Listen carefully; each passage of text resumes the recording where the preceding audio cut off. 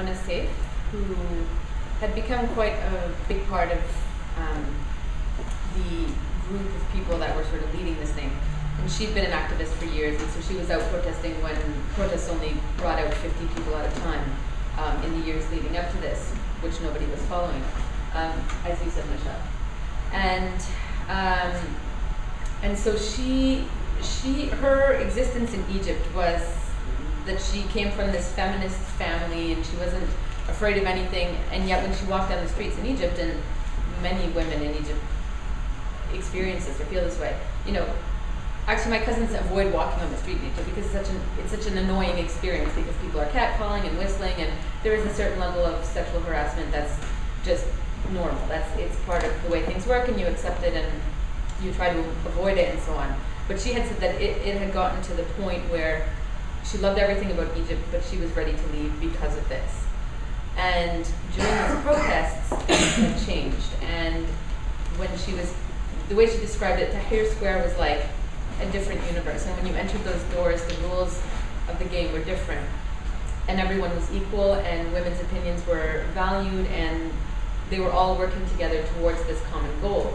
And so women were treating the injured, women were on the front lines protesting. I mean, maybe not involved in the very physical violence to the same extent, but also on that front they were spokespeople in the media, and they played the same role that men did in the revolution. And the biggest thing I remember her saying is, we slept overnight in that square, side by side with men, and nobody was ever afraid, and nobody ever felt threatened.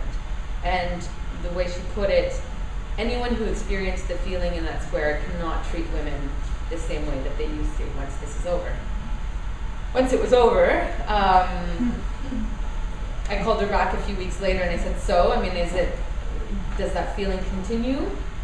And she said, I mean, I think obviously it was a bit too soon to tell, and there were a few high-profile incidents where women were attacked, and people started saying, oh, all the gains that were made have been lost, and she pointed specifically to the fact that the new committee that had been drawn up to amend the Constitution was made up of only men, and where were the women in this new process that we were beginning to see. And she had a number of concerns, but at least for that time, the revolution had opened up the possibility that women's role could be different. We'll see how that goes. Yeah, no, it's fascinating. Again, given what else was going on being reported. Who wants to pick up on that thread?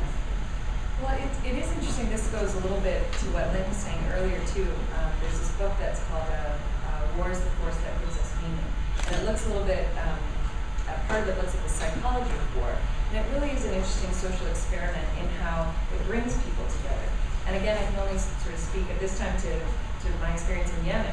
But Yemen is an incredibly fractured country, and that's why in so many ways it makes it really dangerous, and a country we should be watching and helping in ways that are not just military-minded. But there's a northern separatist, or there's a northern insurgency, there's a southern separatist movement, there is abject poverty, dwindling resources, there's, of course, the terrorism issue. And the interesting thing about the revolution was that none of that mattered. I mean, all of a sudden Yemen became very simple. It's not a simple story to tell, I wish it were, but it became from the streets. It was, you know, as they chanted, Salah out. It was everybody against the president, or those who were supporting him. And so within that, even I think gender differences that are very, entrenched there, didn't seem to matter as much. So there was, of course, a reluctance to have women part of the protests, and that's why I mentioned Tawakol, because she was doing it at the beginning, which was so brave.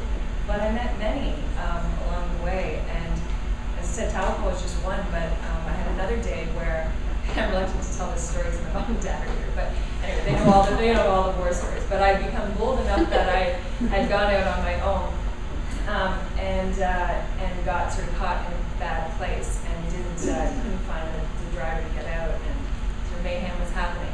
And this taxi came out of nowhere, and it was a woman and her two kids, and she's like, get in, and they basically got me out. I mean, it wasn't that chaotic, but I needed a way out. She got me out, and she had been posting video on Facebook.